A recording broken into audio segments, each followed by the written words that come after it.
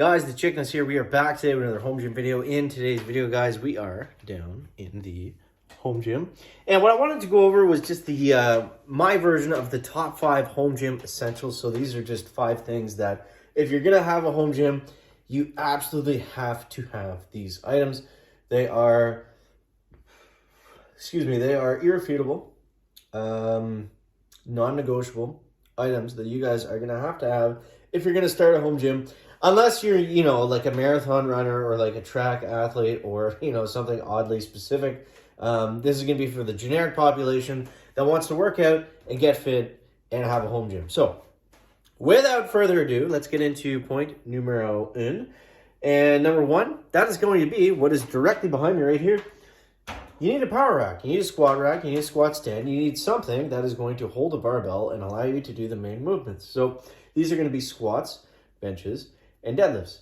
And why, you might ask? If you're going to build a home gym and your workouts are not centered around barbell movements, I'm not saying that you're wrong, but you're going to be it's going to be extremely difficult to get the same training effect and mimic those movements doing other things on random machines or, using specialty equipment. Like, you can get away with not using a barbell at a big commercial gym because they have all the machines that hit different things different ways, right? If you're going to build that at your house, you're either rich or you're a professional bodybuilder. So it doesn't really make much sense to do your workouts. Again, this is for people that want to get generally fit and, not just somebody that's interested in doing cardio and Pilates or whatever.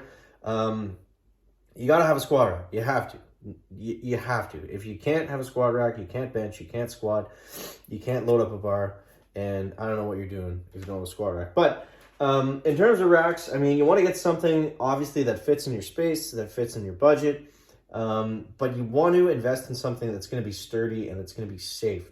You don't want to really cheap out on a rack because, say, if you're benching, for example, especially if you're working out by yourself a lot of the time, you don't want to have something that could potentially, the spotter arms fail or something that, allows you to get injured or, something worse. So you want to invest in a nice quality rack.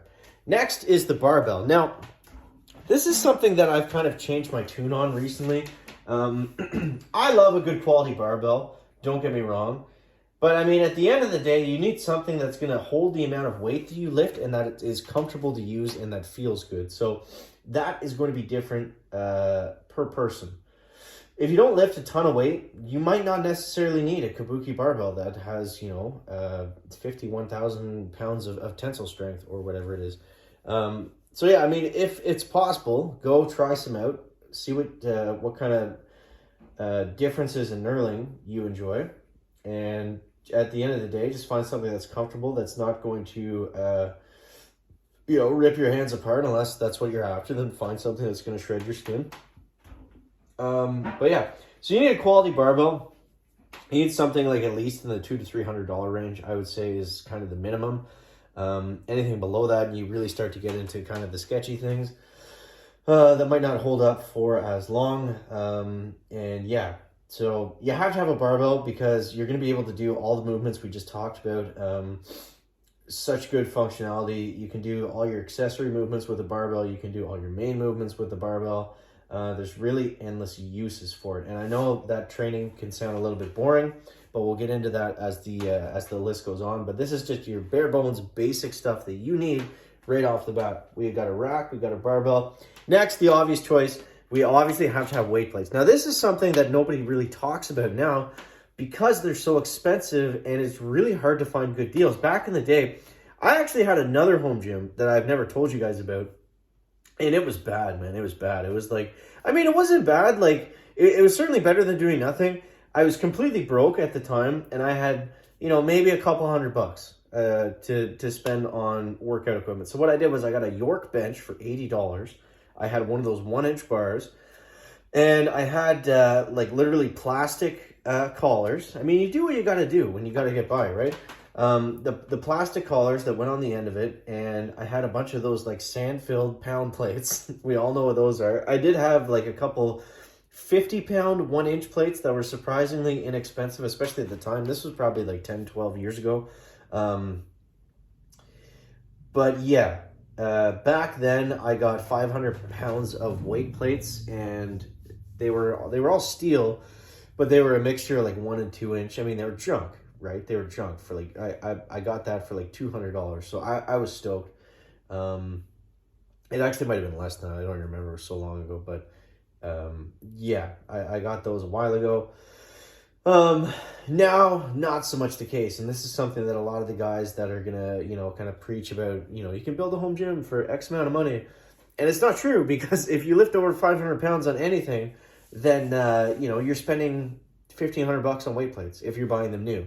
I mean, sure, I'm not gonna say that it's impossible to find a good marketplace deal or, whatever on Kijiji or whatever you guys want to use, but they're harder to come by now. So I mean, my recommendation is always to find gym closures or, just secondhand stuff, because the weight plates are expensive, especially when you factor in shipping, taxes, and all that fun stuff. But I mean, you gotta have weight plates, and at the end of the day, there's different types that you can get. You need something that's gonna work for you. That's, if you have a higher budget, maybe you can look at, if I was to go back and do it, I love my machine plates. Don't get me wrong. They are beautiful. They are gorgeous. But having something that I could hold, because I did not realize I was going to be without dumbbells for so long. Thankfully, they're coming in soon. Actually, subscribe to the channel if you haven't already, because I got a really cool preview of the Pepin Fast adjustable dumbbells coming up. I think they're going to be the best adjustable dumbbells on the market. They are in Canada. They're very close to me, a couple hours drive, but super excited to see that. But had I known I was going to go this long without dumbbells, I probably would have got the weight plates. I forget what they're called, that have the holes in them with the handles, and you can, you can do like different exercises. You can do pulls, you can do presses with them a little bit easier. You can also hook the end of the weight plate around. If you're limited for ceiling space like me, you can, instead of putting the weight plate where the circle is in the middle of it, you can actually hook the top of it around the bar, and that's going to give you like 6 inches or so if you're doing a pressing movement or something like that and you have ceiling space as an issue. Number four, another generic one, bands. If you do not have bands in your home gym, I don't know what you're doing. Bands will literally allow you to do any movement, any accessory movement, super easily. They're super cheap. If you have a home gym, I don't know why you would not have a good set of bands. I use the Westside Barbell ones, and I have a couple like hip circle ones from Rogue, because I use them for different things. I have some of them set up on my machines for like accommodating resistance, or just because the machines are plate loaded. So to get that nice kind of stack plate feel, if you wrap a band around it, it kind of works like that too, I found. But yeah, you got to have a set of bands. Great for stretching, great for warm-ups, great for accessory stuff, great for burnout work. I mean, they're super cheap and super versatile. It's literally the best. It's the best thing for a home gym, is to have a good set of bands. And I mean, it might cost, if you get like a really nice set like I did with the Westside ones, it might cost you like, I don't even know what it is. It's like $100, $150. I'm sure it's more now because they're higher in demand, but super cheap for what they can do, absolutely. So get bands. Now, my next and my final point, and this is the exciting stuff, right? This is why most of us probably get into getting a home gym. Get something that you love or that you've always wanted, but wasn't at your home gym. For me, or wasn't at your, wherever you trained previously. For me, that was this guy over here, the belt squat. Now, I love this piece. Do I need it? No. I do think everybody should have them. I think a lever belt squat specifically is super functional, and there's a lot that you can do with it. But this was just something that I always wanted. I always had, a stronger back compared to my legs.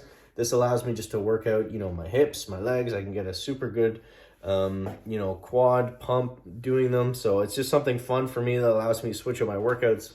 Makes me more motivated, more excited to work out. And I think everybody needs something like that in their home gym, whatever it is. If you want to get, an arm blaster or, just something that makes you excited to train that you don't necessarily have access to at your gym. Now, of course, it was literally like 6 months after I left my gym. They got all this like amazing new equipment. So I was like kind of jealous, but I'm pretty happy with what I got here, and I can work out whenever I want, however I want. So those, I think, are the 5 things that you absolutely have to get. So if you're kind of, you know, searching around for, you know, what are some things that I should have for my home gym? Because, I mean, the worst thing would be you get all this stuff and then you're like, oh my God, I can't do this. I can't do X, Y, Z, whatever.